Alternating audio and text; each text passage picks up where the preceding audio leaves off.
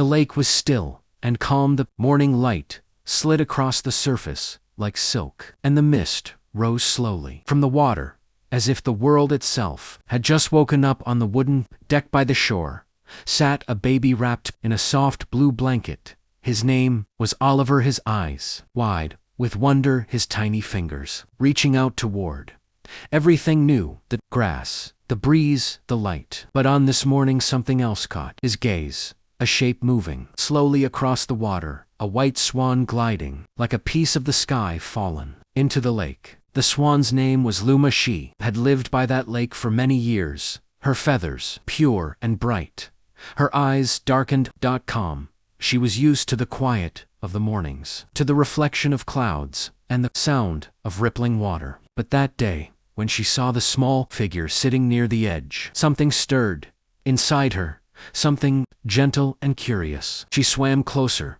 her neck bending with grace, until she was near enough to see the baby's face. Oliver made a small sound, a mix between a laugh and a sigh, his hands waving in the air. The swan tilted her head, watching him with stillness so deep that the water barely moved around her. The baby laughed again, and Luma blinked slowly. It was the first time she had seen something so tiny yet so full of life. She took another careful glide closer, the tip of her beak touching the wooden edge where the baby sat. From that day on, every morning, the same thing happened. Before the sun climbed high, Luma would appear, her white feathers catching the gold of the dawn, and Oliver would be there, his mother sitting a few steps behind, watching with a smile as the two met in their quiet ritual. Luma would float close, and Oliver would lean forward, his small hand reaching until his fingertips brushed against the smooth feathers. And when that happened, the lake seemed to hold its breath, as if not to disturb the moment. Sometimes the wind would blow, and the water would ripple softly. Luma would spread her wings wide, just enough to show their beauty, and Oliver's eyes would fill with light. He would clap his tiny hands and laugh, and the sound would echo over the waterbirds, would take flight in the distance, and the swan would bow her head slowly, as if returning his laughter in her own way. As days turned into weeks, their bond grew stronger.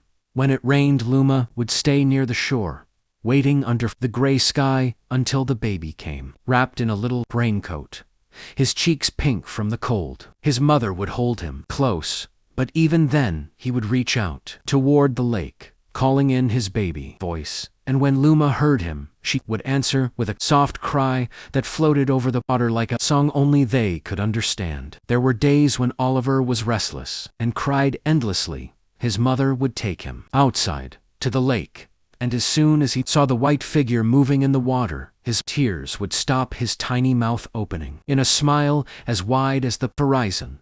It was as if the swan carried a piece of peace that only he could feel. One afternoon, as the sun began to set, the light turned golden, and the lake looked like it was made of fire and glass. Luma swam close to the dock, and Oliver crawled forward, his hands pressing against the wood, his reflection beside hers. He leaned down so close that his forehead nearly touched her beak, and in that quiet second, something eternal seemed to pass between them. Something that needed no words, no time, just the simple truth that love can exist between any hearts that choose to see it. As the seasons changed and autumn painted the leaves in gold and red, Luma stayed by the lake, her wings folding softly each night.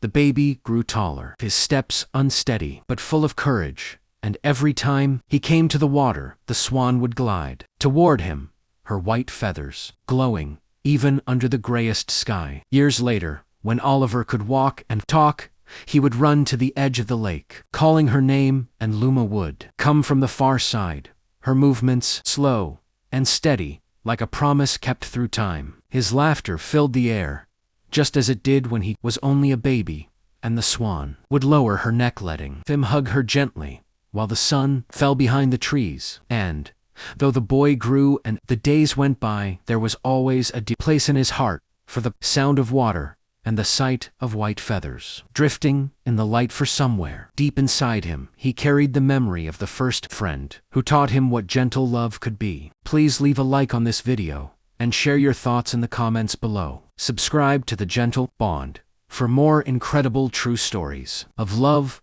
loyalty, and the magic that happens when a pet becomes family.